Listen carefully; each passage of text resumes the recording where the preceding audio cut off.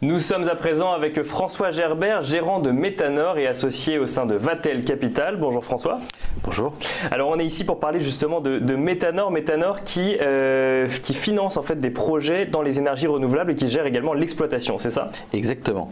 Nous avons créé Metanor en 2012 et l'objectif que nous avons réalisé depuis, c'est de financer des unités de méthanisation et d'autres types d'énergies renouvelables, principalement en France. Aujourd'hui on en a une dizaine. Ils seront pratiquement tous, sauf les derniers que nous avons financés qui sont en construction. On a du biogaz, de l'hydraulique, de la biomasse et évidemment du solaire photovoltaïque. Où est-ce qu'on peut les trouver aujourd'hui en France, ces différents projets? Vous en retrouverez en Charente, en Isère, dans le sud de la France, en Corse. Et alors vous êtes également, juste pour qu'on repose le contexte, associé chez Vatel Capital, du coup, qui est actionnaire du coup de Metanor. C'est vous qui étiez à l'origine de cette société ou vous avez pris des parts dans cette société? Alors en fait, historiquement, nous financions déjà des énergies renouvelables au sein de Vatel Capital, société de gestion de portefeuille. La difficulté étant que nous n'avions pas de durée suffisamment longue dans les fonds que nous gérions pour adapter au mieux et on va dire tirer la substantifique moelle de nos investissements. Nous avons donc créé Metanor spécifiquement pour les énergies renouvelables, pour avoir devant nous des durées très longues. Et alors du coup, comment ça se passe quand vous montez un projet effectivement d'exploitation d'un site d'énergie renouvelable? On vient vous proposer quelque chose, c'est vous qui êtes à l'origine du projet, et ensuite comment est-ce que ça se monte? J'imagine que on est sur des temps assez longs. Nous ne sommes pas à l'origine du projet, on travaille toujours avec un industriel ou on va dire un très gros particulier quand il s'agit de l'agriculture. On fait des études en amont de faisabilité, des études budgétaires, des études techniques. Ça peut durer 6 mois, 1 an, 2 ans, 5 ans. Et où une fois que le dossier est prêt, finançable avec la dette bancaire que nous aidons à trouver, à ce moment-là, on investit et on finance pour exploiter, on va dire, sur des durées de minimum 10-20 ans. Donc des exploitations sur 10-20 ans, on voyait effectivement une carte à l'écran avec les différents projets, Chavor, Aquabella, Novillar.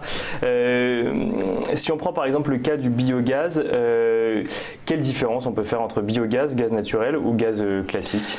Alors une fois qu'il est produit sous forme de méthane, il n'y a pas de différence véritable. C'est la façon en fait d'aller le chercher qui va être différente. Exactement. En fait, dans le cas de la méthanisation agricole, on traite un sujet qu'il faut traiter, à savoir les déchets agricoles, et on utilise ces déchets pour produire de l'énergie et de la chaleur.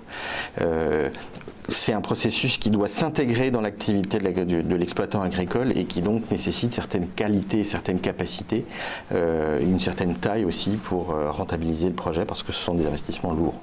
Du coup, j'imagine que vous travaillez avec un certain nombre de partenaires, notamment des exploitants agricoles qui vous fournissent la matière première, entre guillemets. On veut toujours que l'exploitant agricole, dans le cas de la méthanisation, soit majoritaire pour qu'il soit impliqué. Dans le cas des autres types d'énergie, on travaille plutôt avec des industriels comme Aqueux Énergie, comme Solar Direct par exemple, qui s'appelle Engie, et on fait en sorte de monter un financement qui permette d'optimiser le rendement sur des durées minimum de 10 ans, sachant que vous avez des durées de construction qui peuvent varier. Pour l'hydroélectrique, c'est un petit peu plus long que pour du solaire photovoltaïque, par exemple. Mais ça reste dans tous les cas des profils de rentabilité très intéressants pour nous. Et alors aujourd'hui, quand on produit une énergie renouvelable, ensuite on peut la raccorder au système classique de diffusion de l'énergie? Exactement. On appelle ça injecter l'électricité sur le réseau. Ça nécessite évidemment des contraintes techniques qu'on remplit vis-à-vis des autorités locales, donc ça peut être une régie locale, ça peut être EDF directement, différents cas, mais l'électricité qui est injectée dans le réseau est exactement identique que n'importe quel type d'électricité classique. Alors on voit justement, enfin on voyait s'afficher il y a quelques instants le procédé de production du biogaz. Est-ce que vous pouvez nous expliquer un peu comment ça fonctionne? Donc, vous avez des déchets qui génèrent du méthane en fait tout simplement, et vous allez le récupérer? On met ces déchets dans une énorme cuve qui fait au minimum 10 mètres de diamètre, 10-15 mètres. Une fois qu'elle est recouverte naturellement, les bactéries présentes dans ces déchets vont produire du méthane. On récupère ce méthane. Donc on n'agit pas directement dessus en fait, on le met dans une cuve. On ne fait rien à part mélanger. C'est tout ce qu'on fait. On mélange régulièrement. On mélange, on maintient une température de l'ordre de 37 degrés, je crois. Le méthane va s'échapper naturellement et on va brûler ce méthane dans une turbine, tout ce qui est le plus classique. Et à ce moment-là, on aura de la chaleur qu'on réutilise localement et de l'électricité qu'on injecte dans le réseau. Donc la chaleur, on la réutilise localement parce qu'on ne la transporte pas, effectivement, donc ça va servir directement à l'exploitant agricole. Par exemple, pour sécher de la paille, ce qui va à son tour améliorer la productivité de ces vaches laitières, si c'est des vaches laitières, c'est un exemple parmi d'autres. On peut aussi chauffer des bâtiments, il y a toute une possibilité, un panel de possibilités de réutilisation de cette chaleur. Donc au-delà des énergies renouvelables, en fait, ça a un réel impact au niveau local. Quelle est la position des pouvoirs publics sur ces nouvelles énergies du coup? Très volontariste, avec peu de résultats, on va dire. D'accord, donc beaucoup de promesses, ou en tout cas beaucoup de volonté de faire des choses, mais ça prend du temps. Ça prend beaucoup de temps, il y a beaucoup d'acteurs à mettre autour de la table, les processus sont longs, donc nous on essaie de n'intervenir qu'à la fin du processus pour un projet donné, c'est-à-dire quand les autorisations sont là, pour ne pas nous épuiser justement dans le développement de ces projets-là. Mais ce sont encore une fois des projets, les projets de méthanisation sont à la fois les plus compliqués, mais ils font partie des plus rentables. C'est la question que j'allais poser du coup, mais finalement en fait, le modèle économique est assez simple à comprendre. Vous faites un partenariat avec un exploitant agricole, vous avez d'autres partenaires de distribution et après c'est de la production et vous avez injecté dans le système. Exactement. Dans le cas de la méthanisation, on produit pratiquement 24 heures sur 24, sauf quand il y a de la maintenance. Donc pour une énergie renouvelable, elle n'est pas intermittente pour une fois. Et elle n'est pas dépendante du soleil par exemple? Elle n'est pas dépendante du soleil ni de la météo, elle est dépendante de la qualité de l'exploitant sur place et de l'approvisionnement en déchets. Mais là-dessus, il n'y a jamais de problème, on a toujours tout ce qu'il faut. Alors vous avez publié vos résultats à la fin de l'année, vous avez un résultat net qui se multiplie par 3 à fin 2017. Comment est-ce que vous pouvez expliquer cette croissance exponentielle du coup? C'est très simple, on a au fur et à mesure que le temps passe mis en construction et en exploitation un certain nombre d'unités, en 2017 notamment, et on n'en avait plus qu'une qui était encore en construction, donc elle commence à rendre tout simplement ce qu'elle doit faire au fur et à mesure qu'on les met en place. Aujourd'hui, on a combien de temps à se construire une exploitation comme celle-là? Dans le cas de la méthanisation, il faut compter 1 an et demi pour que ce soit à peu près, on va dire, en rythme de croisière. En solaire photovoltaïque, c'est quelques mois. Et ensuite, je pourrais arriver jusqu'à un seuil de rentabilité, par exemple, sur ce type d'exploitation? La question de la rentabilité est clairement immédiate, pratiquement immédiate.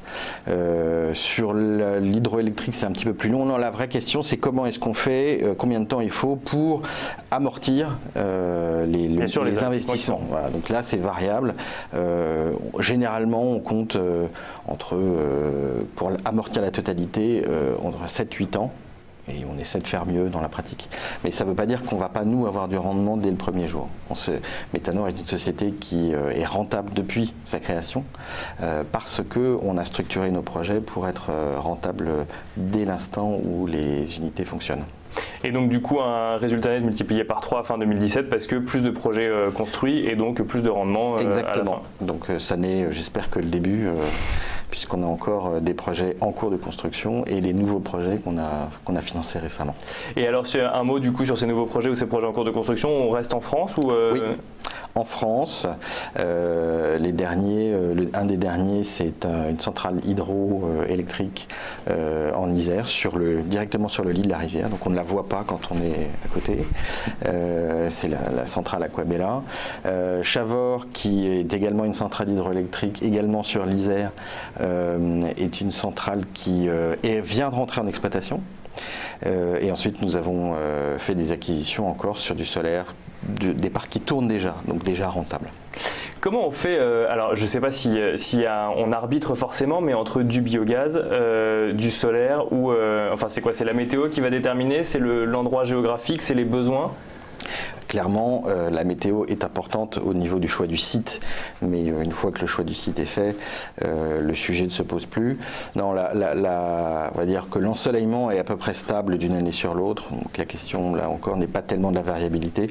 L'arbitrage, c'est un équilibre entre différents types d'énergie, entre différents types de flux de rendement, avec une volonté claire d'aller plutôt sur des projets d'une taille assez importante, sans être sur les plus gros, pour améliorer la fiabilité et le niveau de risque qu'on peut avoir sur un projet. Parce qu'évidemment, plus un projet est petit, plus c'est difficile de mettre des gens en face pour qu'ils tiennent la route. Est-ce que, là aujourd'hui vous êtes en France, est-ce que demain on peut vous imaginer autre part en Europe ou peut-être encore un petit peu plus loin? C'est pas un projet immédiat. Mais ça peut arriver. Et alors, pour conclure, donc vous êtes associé de Vatel Capital. Vatel Capital, donc, qui est actionnaire de Metanor, mais pas que. Vous avez d'autres activités ou d'autres participations. Vatel Capital est actionnaire de Metanor et gérant de Metanor. Effectivement, Vatel Capital finance des PME, on va dire, sur l'ensemble du territoire français, plutôt innovantes.